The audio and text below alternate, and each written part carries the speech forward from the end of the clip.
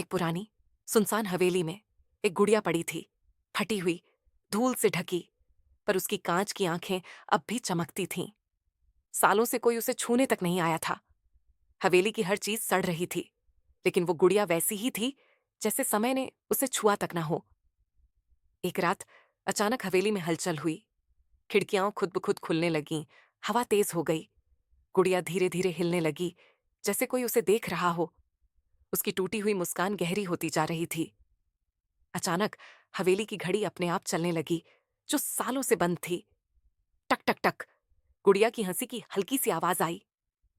कमरे में रखे पुराने खिलौने भी हिलने लगे, जैसे किसी ने उन्हें छेड़ दिया हो। गुड़िया की आंखों में हल्की लाल चमक आई। दीवारों पर परछाइयां नाचने लगीं।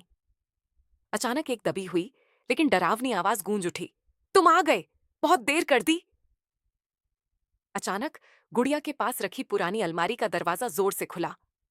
अंदर एक और गुड़िया थी, बिल्कुल वैसी ही, पर उसकी आंखें बंद थीं।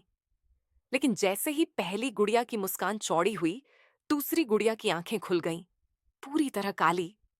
हवा और तेज हो गई, खिड़कियां धमाके से बंद हो गईं, और फिर सन्नाटा छा गया।